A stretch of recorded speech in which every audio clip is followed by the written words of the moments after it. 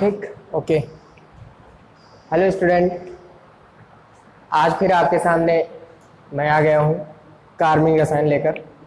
कार्बनिक रसायन पिछली कक्षा में मैंने आपको जस्ट इंट्रो दिया था और उसमें सिर्फ आपको जो आपके लेसन का नाम है क्लास 10th में उसके बारे में ही जस्ट थोड़ा सा बताया था। लेकिन यहाँ पे कोई ज़रूरी नहीं है कि हम आपको केवल क्लास 10th के बारे में ही बता रहे हैं, क्योंकि ऑर्गेनिक केमिस्ट्री कार्बनिक रसायन तो वो आपको हर जगह मिलेगी, चाहे आप 10th में पढ़ेंगे, 11th में पढ़ेंगे, 12th में पढ़ेंगे, जब भी आपके सामने आएगी तब ये चीज़ें आपके सामने ज़रूर आएंगी। तो हमें कार्बनिक रसायन में आमतौर पे, जैसे कि मैं जब से पढ़ा रहा हूँ मैं जानता हूँ कि कई स्टूडेंट ये कहते हैं कि सर ये हमारे समझ में आती ही नहीं, बहुत टफ पड़ती है। अदर केमिस्ट्री से, जो बाकी सारी केमिस्ट्री हैं उनसे ऑर्गेनिक केमिस्ट्री पढ़ने में जो है थोड़ी सी प्रॉब्लम आती है, यानी कार्बनिक रसायन को पढ़ने में प्रॉब्लम आती है। लेकिन बात ये है कि हम कोई भी केमिस्ट्री पढ़ेंगे या कोई भी सब्जेक्ट पढ़ेंगे, जब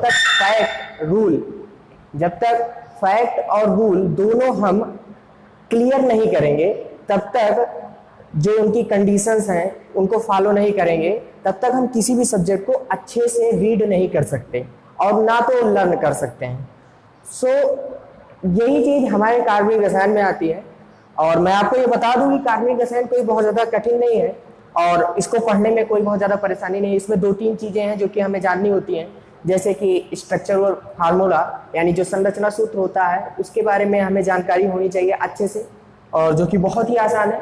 और स्ट्रक्चर बनाने के लिए हमें सबसे पहले बॉन्ड के बारे में जानकारी होना आवश्यक है, क्योंकि अगर हम बॉन्डिंग नहीं कर पाएंगे, जोड़ नहीं पाएंगे, तो किसी भी कीमत पर हम किसी भी कंपाउंड का स्ट्रक्चर बना ही नहीं सकते। तो जब भी हम किसी भी कंपाउंड का स्ट्रक्चर बनाना स्टार्ट करते हैं तो हमें बॉन्डिंग के बारे में नॉलेज होना बहुत ही ज़रूरी होता है। तो यहाँ पे कार्बनिक रसायन में, जैसे उस दिन मैंने इंट्रोडक्शन दिया था और आपको केवल जस्ट रिलेशन के बारे में बताया था, कुछ डिफिनेशन बताई थी, जैसे कि ऑर्गेनिक केमिस्ट्री की डिफिनेशन क्या होती है, इन सब के बारे में आपको बताया गया था। वहाँ पे एक शब्द मैंने आपको लिखा था कार्बनिक यौगिक। अब कार्बनिक यौगिक यानी जो ऑर्गेनिक कंपाउंड है, कार्बनिक यौगिक होता क्या है आखिरकार। जैसे कि बहुत सी बातें क्लियर हुई थी कि जो कार्बनिक यौगिक होते हैं, हमारी जो एटमॉस्फेयर है, जो हमारा धरती है, जो माहौल है, जो भी है, वहाँ पे सबसे अधिक पाए जाने वाले कंपाउंड्स में से एक है।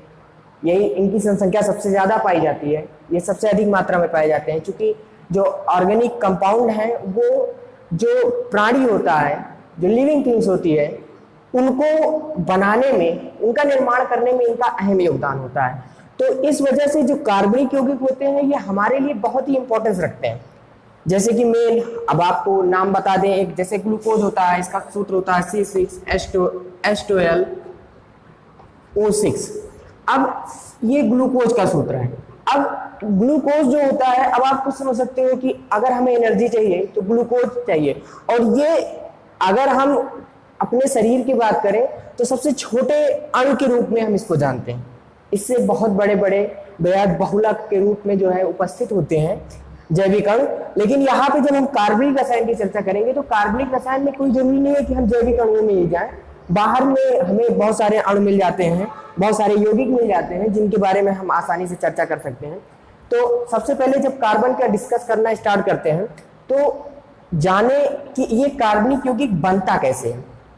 तो सबसे पहले कार्बनिक यौगिक बनाने का जो तरीका होता है, जो एक सिस्टम होता है, उसमें कोई भी यौगिक जब बनता है तो उसका एक सिस्टम होता है, हम उसमें बॉन्डिंग क्रिएट करते हैं। क्योंकि आपने कंपाउंड की डिफिनेशन पढ़ी होगी या यौगिक की जो परिभाषा है वो पढ़ी होगी कि जब 2 या 2 से अधिक तत्व किसी एक निश्चित अनुपात में रासायनिक संयोग से मिलकर बनते हैं। तो यहाँ पर बात 2 चीजें आ रही है, एक तो निश्चित अनुपात होना आवश्यक है और दूसरा रासायनिक संयोग होना आवश्यक है।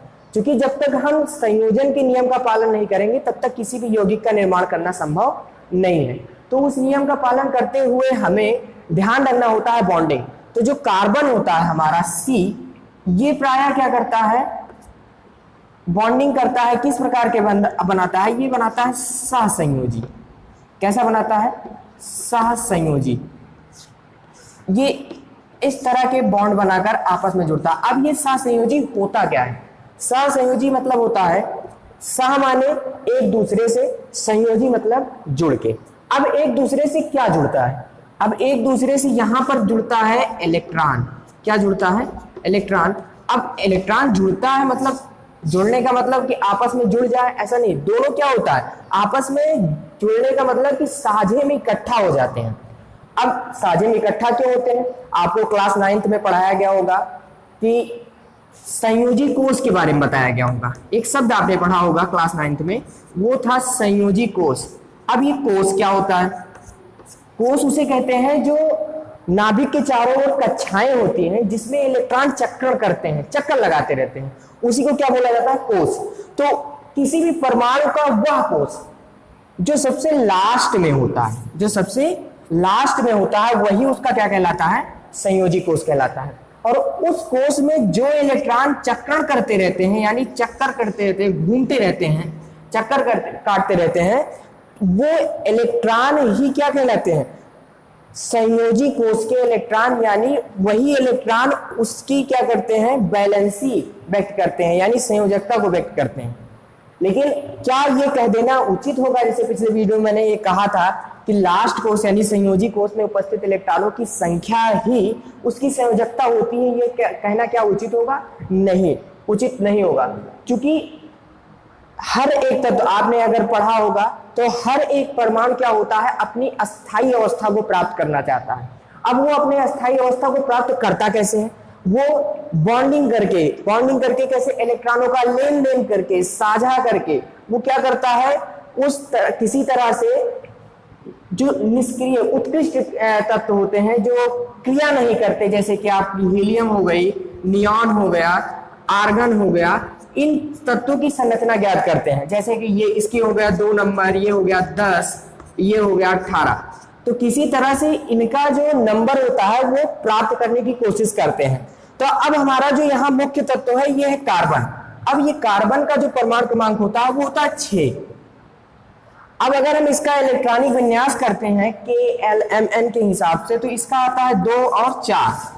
कितना आता है? 4। अब लास्ट कोष में कितने इलेक्ट्रॉन है? 4। अब टोटल अगर नंबर आप देखा जाए काउंट करके तो 2 घटा देने पर लास्ट में अभी इसको कितने की आवश्यकता है? अभी इसको 4 की और आवश्यकता है। तब ये जाकर कहां पहुंचेगा? नियॉन पे पहुंचेगा। लेकिन बात यह है कि ना तो ये किसी दूसरे परमाणु से 4 इलेक्ट्रॉन पूरा ग्रहण कर सकता है, ना ये अपना 4 इलेक्ट्रॉन निकाल सकता है, क्योंकि ना तो इसके पास इतनी ऊर्जा है कि ये अपने 4 इलेक्ट्रॉनों को बाहर कर दे, और ना इतनी इसके पास एनर्जी है कि स्पेस है इसके पास कि ये दूसरे का 4 इलेक्ट्रॉन अपने अंदर समाहित कर ले। यानी ना तो ये धनायन बना सकता है और ना ही यह ऋणायन बना सकता है। इसके पास दोनों परिस्थितियां फॉलो नहीं करेंगी, यानी ये दोनों चीजें इसके ऊपर फॉलो नहीं करेंगी। तब क्या होगा? तो ये क्या करता है? फिर ये प्रयोग करता है सहसंयोजी बंध को। क्या प्रयोग करता है? सहसंयोजी। ये दूसरों से साझा कर लेता है। और साझा किस प्रकार से करता है कि ये अपना 1 इलेक्ट्रॉन देता है और उससे 1 इलेक्ट्रॉन ले लेता है। तो दोनों क्या होते हैं? आपस में जुड़कर साझा कर लेते हैं। तो इस प्रकार से ये एक दूसरे से कार्बन से, कार्बन हाइड्रोजन से, कार्बन नाइट्रोजन से, कार्बन ऑक्सीजन से, कार्बन सल्फर से, या कार्बन जितने भी हाइड्रोजन है उन सभी से जुड़कर क्या करता है? वो अपने यौगिक निरंतर बनाते चला जाता है। ये तो ही नॉर्मल जानकारी कि ये सहसंयोजी बंध से ही क्या करता है? अपने यौगिकों को बनाता है। अब सहसंयोजी बंध से कैसे बनाता है ये चीजें जानना जरूरी है। अब सहसंयोजी बंध, चूंकि हमें पता चल गया कि सहसंयोजी बंध ऐसा बंध होता है जब परमाणु दूसरे परमाणु के साथ साझा करके क्या करता है? बंध बनाता है। तो यहाँ पे ये चीज पता है। अब कार्बन का भी ये पता है कि ये भी क्या करता है? सहसंयोजी बंध से ही बनाएगा, क्योंकि ना तो ये धनायन बना सकता है और ना ही ये ऋणायन बना सकता है। तो दोनों परिस्थितियां जब इस पर फॉलो नहीं करती हैं तो उस तरीके से ये क्या कर सकता है? केवल साझा ही करेगा।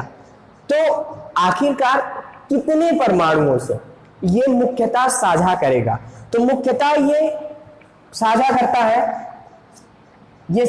है सबसे अधिक हाइड्रोजन से, उसके बाद ये साझा करता है ऑक्सीजन से, फिर उसके बाद साझा करता है सल्फर से, फिर साझा करता है नाइट्रोजन से, और उसके बाद साझा करता है या हाइड्रोजन से। हाइड्रोजन में आपकी फ्लोरीन, क्लोरीन, ब्रोमीन, आयोडीन ये जितने भी होते हैं ये सब हाइड्रोजन के अंतर्गत आते हैं, जिनको हम कैपिटल एक्स से समानता लिख देते हैं। तो यहां पे आपका जो ये हाइड्रोजन होता है इसको हम लिख देते हैं। तो आप ये जान लो कि कार्बन सिर्फ इतने ही तत्वों से मुख्यतः क्या करता है, जुड़ता है। इतने ही तत्वों से मुख्यतः जुड़ता है और किसी से नहीं जुड़ता। तो अगर हम इनकी वैलेंसी क्लियर कर लें, जैसे कार्बन की तो हमारी क्लियर है, 4 होती है, लेकिन अगर हम इनकी क्लियर कर ले तो हम जान जाएंगे कि ये कार्बन कितने से किस तरह से जुड़ सकता है। तो जुड़ने का तरीका अगर हाइड्रोजन का देखा जाए तो हाइड्रोजन की वैलेंसी होती है, इसके लास्ट कोर्स में 1 इलेक्ट्रॉन होते हैं, 1 इलेक्ट्रॉन होते हैं तो इसकी वैलेंसी भी 1 होगी। ऑक्सीजन के लास्ट कोर्स में 6 इलेक्ट्रॉन होते हैं, 6 इलेक्ट्रॉन होते हैं, तो इस वजह से इसकी वैलेंसी कितनी होगी। तो इसमें हमारा रूल दूसरा लगता है, हम इसमें इसकी वैलेंसी होती है टोटल 2, क्योंकि यह क्या करता है जब बॉन्डिंग करता है, इसके जब कोष भरे जाते हैं लास्ट में जब कोष भरे जाते हैं तो कोष भरते वक्त, क्योंकि लास्ट कोष में कितने हैं, 4 होते हैं, इस तरह से होता है, बना होता है खाना 1 2 3 4, ठीक। तो अब इसके लास्ट कोष में 6 इलेक्ट्रॉन है, तो 1 जाएगा, 2 जाएगा, 3 जाएगा, उसके बाद 4 जाएगा। अब वापस से क्या करता है, ये फिर भर जाता है 1 2। तो ये क्या है, ये 2 जो खाने मिल रहे हैं ये क्या है, पेयर है। ये जो 2 कोष है इसके लास्ट में ऑर्बिटल जो दिखाई पड़ रहे हैं ये क्या है, ये पेयर है, और ये दोनों क्या है, अनपेयर है। तो जो अनपेयर इलेक्ट्रॉनों की संख्या होती है वही क्या होती है, उस तत्व की वैलेंसी होती है। तो यहाँ पे अनपेयर इलेक्ट्रॉन कितने हैं, 2 हैं, तो यहाँ पे उसकी वैलेंसी कितनी हो गई, 2 हो गई। इसी तरह सल्फर की भी 2 हो जाएगी। अब नाइट्रोजन की देखते हैं, तो नाइट्रोजन भी इसी तरह बनेगा। नाइट्रोजन जो होगा N होगा, इसमें भी अगर हम 4 खाने बनाते हैं 1 2 3 4, तो 1 इलेक्ट्रॉन जाएगा, 2 जाएगा, 3 जाएगा, उसके बाद 4 जाएगा। चूंकि 5 ही होते हैं तो 1 ही है। तो यहाँ पे अनपेयर इलेक्ट्रॉनों की संख्या टोटल कितनी हुई, 3 हुई। कितनी हुई, 3 हुई। तो यहाँ पर इसकी संयोजकता कितनी हो जाती है, 3 हो जाती है। और हाइड्रोजन के लास्ट कोष में 1 इलेक्ट्रॉनों की आवश्यकता होती है, इसलिए क्या होता है, हमेशा 1 ही संयोजकता होती है। तो हमें ये ज्ञात हो गया कि जो भी कार्बन से जुड़ने वाले प्रमुख तत्व हैं उनकी संयोजकता कितनी होती है। इनको आपको अपने दिमाग में बिठा कर रखना है कि जब तक आप इनको अपने दिमाग में बिठाओगे नहीं तब तक आप आसानी से इसको नहीं जान सकते कि कार्बन किस प्रकार से एक दूसरे से जुड़ा हुआ होता है। तो कार्बन के जुड़ने के तरीके से हमें यह समझ में आ गया कि कार्बन मुख्यतः हाइड्रोजन, ऑक्सीजन, सल्फर, नाइट्रोजन और हाइड्रोजन से जुड़कर मिलकर बनता है। तो अब किस प्रकार से ये जुड़ेगा, उससे पहले ये जान लो कि सहसंयोजी बंध कितने प्रकार के होते हैं। तो सहसंयोजी बंध 3 प्रकार के होते हैं, एकल बंध, double bond and triple bond, यानी एकल बंध, द्विबंध और त्रिबंध। एकल बंध में प्रायः कोई भी परमाणु 1 इलेक्ट्रॉनों का साझा करता है, और जो द्विबंध होता है उसमें 2 इलेक्ट्रॉनों का साझा, और जो तीसरा वाला होता है त्रिबंध होता है उसमें 3 इलेक्ट्रॉनों का साझा करता है। ठीक, तो ये कॉमन बातें हैं, इनको आप जान लीजिए। तो यहां पर जैसे कि आपका हाइड्रोजन है, मैं चलो आपको एग्जांपल लेके बताता हूं। जैसे हाइड्रोजन है, मैं आपको एक कंपाउंड देता हूं, वो है CH4।